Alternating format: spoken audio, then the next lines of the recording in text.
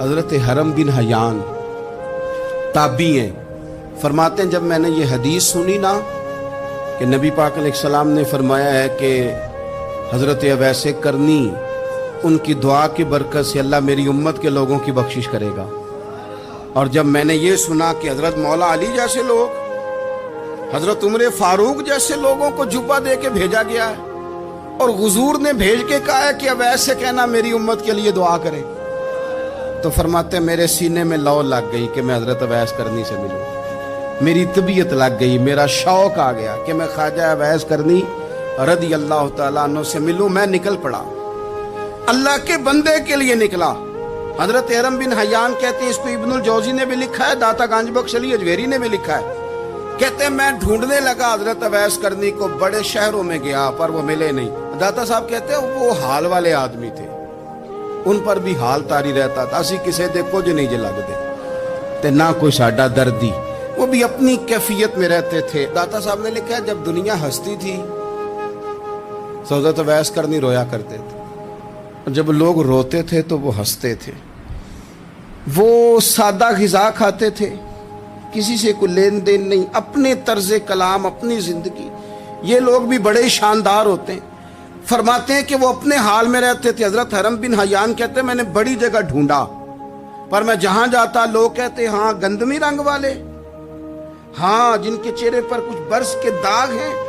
وہ جن کا چہرہ اور وجود بڑا روب والا، وہ اویس کرنی۔ کہتے ہیں میں ڈھونڈتا ڈھونڈتا جس شہر میں جاتا لوگ کہتے وہ آئے تھے پر چلے گئے۔ وہ کسی نے کہا تھا نا اویسیوں میں بیٹھ جا، بلالیوں میں بیٹھ جا، صفیں تو سب بچھی ہیں تو عشق والیوں میں بیٹھ جا۔ فرماتے میں وہ صفیں تلاش کرتا ڈھونڈتا، نہ ملے مجھے، بالآخر میں عراق پہنچ گیا، نہر فرات کے کنارے ساری دنیا سے علیحدہ ہو کے وضو کر رہے تھے۔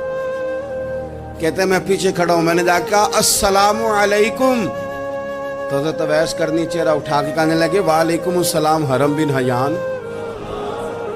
تو میں نے کہا حضور آپ مجھے جانتے ہیں؟ فرمانے لگے عرفت روحی من روحی کا، میری روح تیری روح کی جاننے والی ہے۔ کہتے ہیں میں نے کہا حضور کو نصیحت کر دیں، تو فرمانے لگے پہلی نصیحت تو یہ ہے کہ آج کے بعد مجھے ملنے نہ آنا، میں نہیں پسند کرتا، میں تنہا رہنا چاہتا ہوں، مجھے نہیں شہرت اچھی لگتی، میرا نہیں دل کرتا لوگ میرے پیچھے بھاگیں،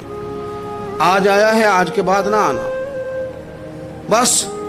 چھوڑ دے مجھے میرے حال پہ، میں اپنی زندگی اپنے حساب کے مطابق گزارنا چاہتا ہوں، تو آج کے بعد نہ آنا۔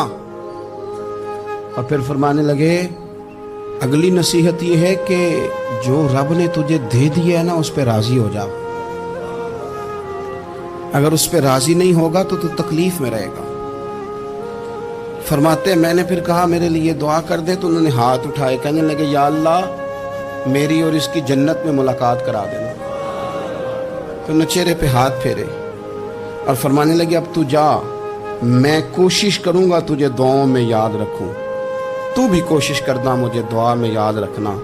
فرماتے ہیں یہ کہتے کہتے نا وہ رستہ بدل گئے، اور گلی کا کونا وہ جب مڑے تو پھر میں ڈھونڈتا رہا، دوبارہ زندگی بھر ملے نہیں، لیکن میرا پیار سچا تھا،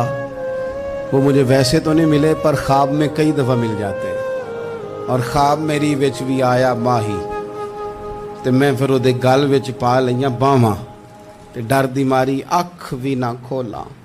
کتے پھر بچھڑ نہ جاواں۔ فرماتے مجھے محبت ہو گئی، خواب میں زیارت ہو جاتی۔